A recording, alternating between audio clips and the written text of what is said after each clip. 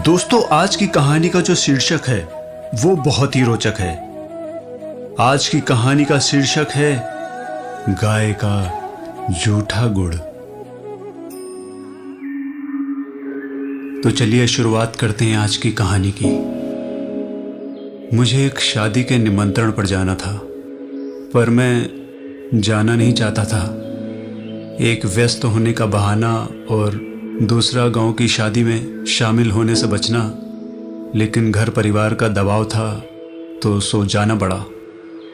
उस दिन शादी की सुबह में काम से बचने के लिए सैर करने के बहाने 2-3 किलोमीटर दूर जाकर मैं गांव को जाने वाली रोड पर बैठा हुआ था।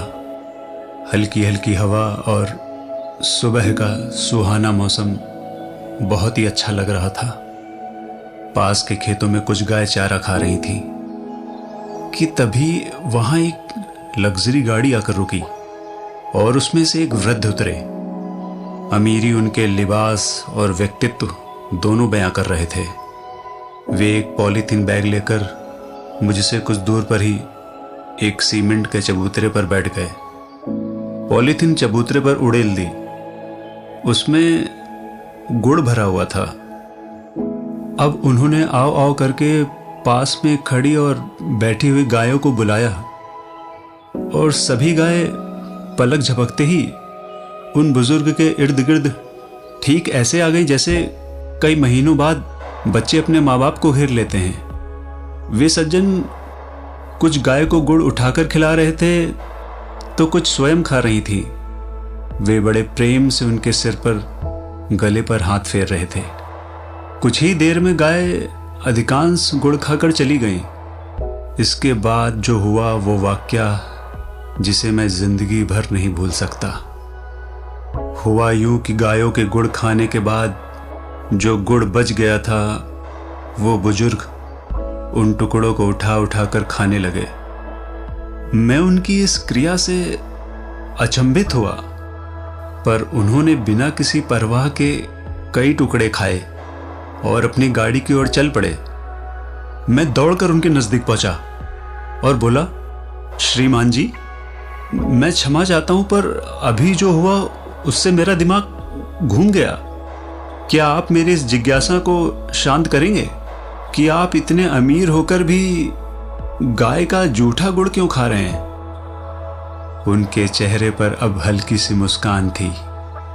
उन्होंने कार का गेट वापस बंद किया और मेरे कंधे पर हाथ रखकर वापस सीमेंट के चबूतरे पर आ बैठे और बोले, ये जो तुम गुड़ के जूठे टुकड़े देख रहे हो ना, मुझे इनसे स्वादिष्ट आज तक कुछ नहीं लगता। जब भी मुझे वक्त मिलता है मैं अक्सर इसी जगह आकर अपनी आत्मा में इस गुड़ की मिठास घोलता हूं। मैं अब भी नहीं समझा श्रीमान, आखिर ऐसा क्या है इस गुड़ में? वे बोले, ये बात आज से कोई 40 साल पहले की है। उस वक्त मैं सिर्फ 22 साल का था। घर में जबरदस्त आंतरिक कलह के कारण मैं घर से भाग आया था, परंतु दुर्भाग्यवश ट्रेन में कोई मेरा सारा सामान और पैसे चुरा कर ले गया। इस अजनबी से छोटे शहर में मेरा कोई न था। भीषण गर्मी में खाली जेब के साथ 2 दिन भूखे रहकर इधर उधर भटकता रहा और शाम को भूख मुझे निगलने को आतुर थी। तब ठीक इसी जगह ऐसी ही एक गाय को एक महानुभाव गुड़ डालकर चले गए। यहां एक पीपल का पेड़ हुआ करता था। तब चबूतरा नहीं था। मैं उसी पेड़ की जड़ों पर बैठा भूख से बेहाल हो रहा था। मैंने देखा कि गाय ने गुड़ छुआ तक नहीं और उठकर वहां से चली गई। मैं कुछ देर तो मन ही मन सोचता रहा और फिर मैंने वो सारा गुड़ उठा लिया और खा लिया। मेरी मृत आत्मा में जैसे प्राण आ गए। मैं उसी पेड़ की जड़ों में रात भर पड़ा रहा। सुबह जब मेरी आंख खुली तो काफी रोशनी हो चुकी थी। मैं नित्य कर्मों से फारिग होकर किसी काम की तलाश में फिर सारा दिन भटकता रहा, पर दुर्भाग्य मेरा पीछा नहीं छोड़ रहा था। एक और थकान भरे दिन ने मुझे वापस उसी जगह निराश, भूखा, खाली हाथ लौटा दिया। शाम ढल रही थी। कल और आज में कुछ भी तो नया नहीं था। वही पीपल, वही भूखा मैं और वही गाय। कुछ ही देर में वहां वही कल वाले सज्जन आए और कुछ गुड़ की डलिया गाय को डालकर चलते बने। गाय उठी और बिना गुड़ खाए चली गई। मुझे अजीब सा लगा, परंतु मैं बेबस था, सो आज फिर गुड़ खा लिया और वहीं सो गया। अगली सुबह फिर काम तलाशने निकल गया। आज शायद दुर्भाग्य की चादर मेरे सर पे नहीं थी, सो एक ढाबे पर मुझे काम मिल गया। कुछ दिन बाद जब मालिक ने मुझे पहली पगार दी तो मैंने 1 किलो गुड़ खरीदा और किसी दिव्य शक्ति के वशीभूत 7 किलोमीटर पैदल चलकर उसी पीपल के पेड़ के नीचे आया। इधर उधर नजर दौड़ाई तो गाय भी दिख गई। मैंने सारा गुड़ उस गाय को डाल दिया।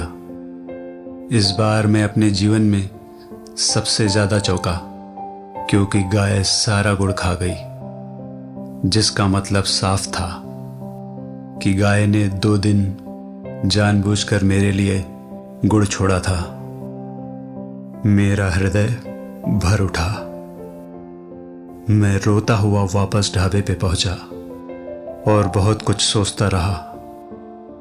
फिर एक दिन मुझे एक फर्म में नौकरी भी मिल गई। दिन पर दिन मैं उन्नति और तरक्की के शिखर पर चढ़ता गया। शादी हुई, बच्चे हुए। आज मैं खुद 5 फर्म का मालिक हूं। जीवन की इस लंबी यात्रा में मैंने कभी भी उस गाय माता को नहीं भुलाया। मैं अक्सर यहां आता हूं और इन गायों को गुड़ डालकर इनका जूठा गुड़ मैं खाता हूं। मैं लाखों रुपए गौशालाओं में चंदा भी देता हूं, परंतु मेरी मृग तृष्णा, मन की शांति यहीं आकर मिटती है बेटे। मैं देख रहा था कि वो बहुत भावुक हो चले थे। उन्होंने बोला मुझसे कि अब तो तुम समझ गए होगे। मैंने सिर हाँ में हिलाया। वे अपनी गाड़ी में बैठे और चल पड़े।